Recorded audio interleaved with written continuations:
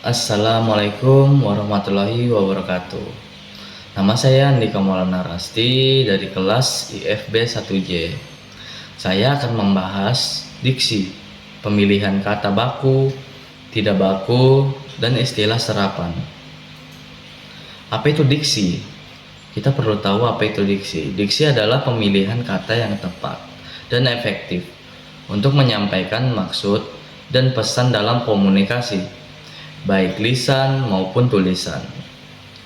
Pemilihan kata yang cermat adalah kunci untuk memastikan pesan diterima dengan jelas.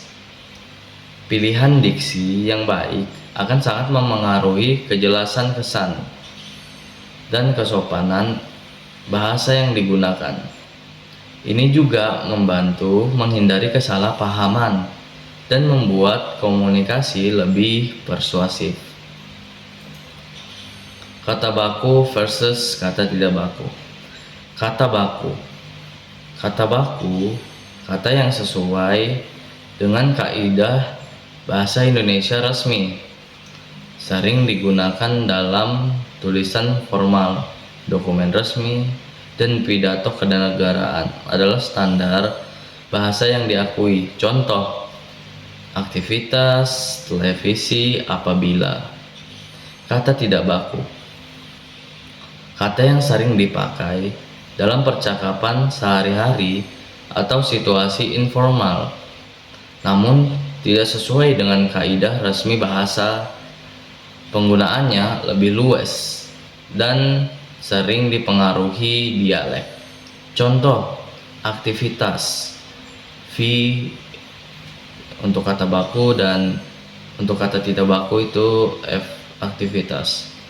Television dan kalau, aktivitas, television, kalau. Pentingnya menggunakan kata baku. Menjaga keseragaman komunikasi. Penggunaan kata baku memastikan adanya standar dan keseragaman dalam berkomunikasi, terutama dalam konteks formal seperti laporan, artikel ilmiah, atau surat dinas. 2. Meningkatkan kredibilitas. Penggunaan bahasa yang baku mencerminkan profesionalisme dan kredibilitas penulisan atau pembicara, membangun kepercayaan dari audiens. 3. Memudahkan pemahaman. Struktur dan ejaan yang standar memudahkan pembaca atau pendengar untuk memahami pesan tanpa perlu menafsirkan variasi bahasa. Apa itu kata serapan? Kata serapan adalah kata-kata yang diadopsi dari bahasa asing atau bahasa daerah lain, kemudian disesuaikan dengan kaidah fonologi dan morfologi bahasa Indonesia. Proses penyerapan ini memperkaya kosakata dan memungkinkan bahasa Indonesia untuk mengakomodasi konsep-konsep baru dari berbagai budaya.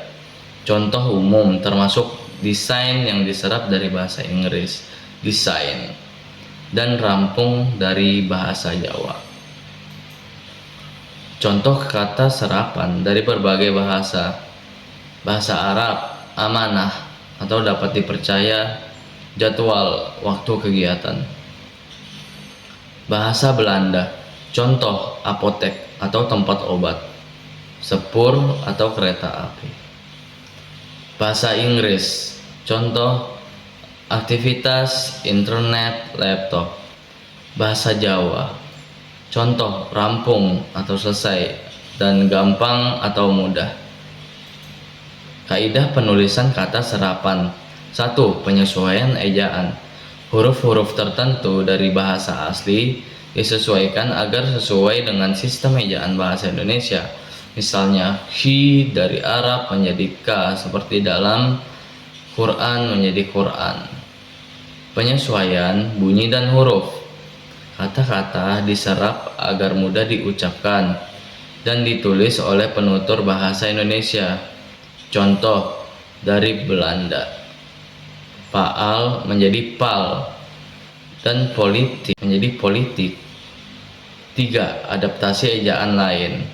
Kata-kata dari bahasa Inggris seperti karton menjadi kartun dan fase menjadi fase, menunjukkan adaptasi ejaan yang serupa. Contoh transformasi kata serapan. Bahasa Inggris cek, bahasa Indonesianya cek. Bahasa Inggris frekuensi dijadikan frekuensi. Bahasa Belanda advokat dijadikan advokat. Bahasa Belanda komfor dijadikan kompor. Bahasa Arab azan dijadikan azan, dan bahasa Arab jariah dijadikan jariah. Tabel ini menunjukkan bagaimana kata-kata dari bahasa asing diadaptasi ke dalam bahasa Indonesia, baik melalui perubahan ejaan maupun tetap mempertahankan bentuk aslinya jika sudah sesuai. Dampak penggunaan diksi dan kata serapan. 1. Memperkaya kosakata. Kata serapan membawa nuansa baru dan istilah teknis dalam memperluas kemampuan ekspresi bahasa Indonesia. 2. Mempermudah komunikasi global.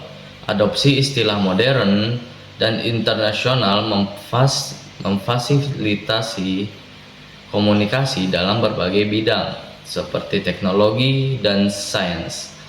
Potensi kesalahpahaman, namun perlu kehati-hatian agar penggunaan kata serapan tidak mengaburkan makna asli atau menciptakan ambiguitas.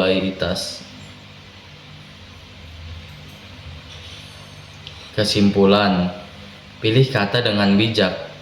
1. Pentingnya kata baku. Gunakan kata baku untuk komunikasi formal agar pesan lebih formal, lebih jelas, profesional, dan mudah dipahami oleh audiens yang lebih tua.